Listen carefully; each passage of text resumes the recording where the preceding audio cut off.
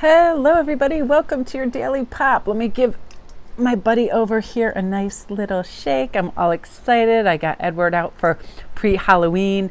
So you guys, let's see what Eye of the Needle, intentionality, mindful groupthink, and in the hand, the universe is your partner, is bringing for us right now.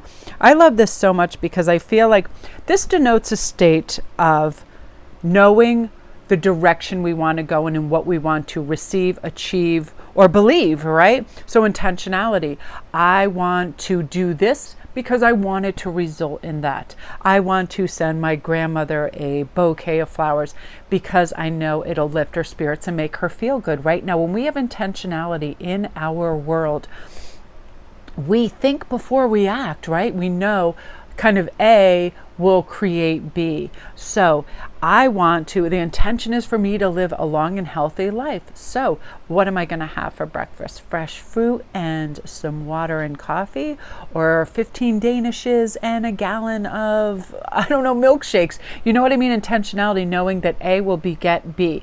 And that can be in a whole myriad of things. Let's start with our attitude, right? If I have a good attitude and I'm optimistic and I am projecting love and care for myself out into the world as well as others, my intention is to have grace and tranquility in my life. And because of that, you're setting the stage for calm waters, and intentionality is everything, right? So really knowing that if we really intend for good things to happen to others and ourselves, if we take these steps, that is what will occur. So everything, you hear like that. You'll hear people, I was really well intentioned, or my intention was this. But when we know that we want an intention to be some way, we can kind of formulate an avenue to get there. It's really kind of a puzzle. We've got to put the pieces in the right way, stopping, assessing our behaviors, our moods, our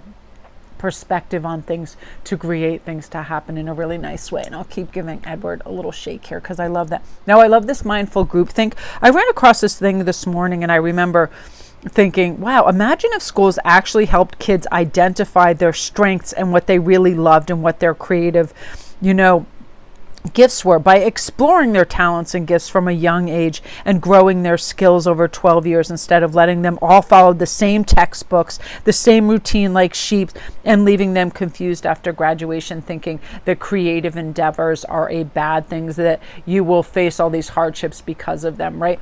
Groupthink is getting together in like-minded conversations. It can be on IG, it can be anywhere. People that are high vibe, that help stimulate your growth and your creativity too. And realizing that, I like the word mindfulness too. When we're mindful of something that we see, we realize we don't have to compare ourselves or be anything like that. We definitely don't have to be like sheep mentality.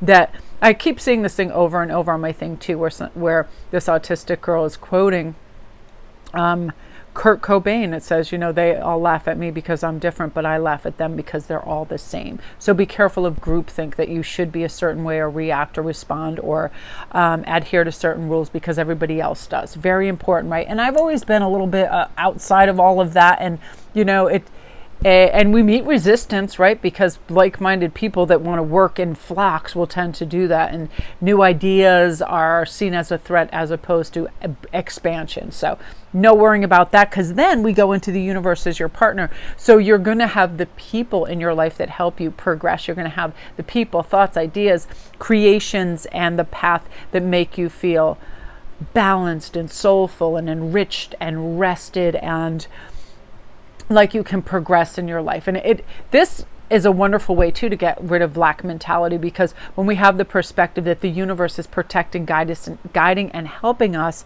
we can assess things from a different perspective. What lighter, we're not so harsh on ourselves. We're not judgmental or criticizing on others because we know what it feels like, right? And we're not, and I don't even like the word worried. We're only concerned with our own endeavors and path, and setting the intention for everybody to get on well, and knowing there's enough to go around.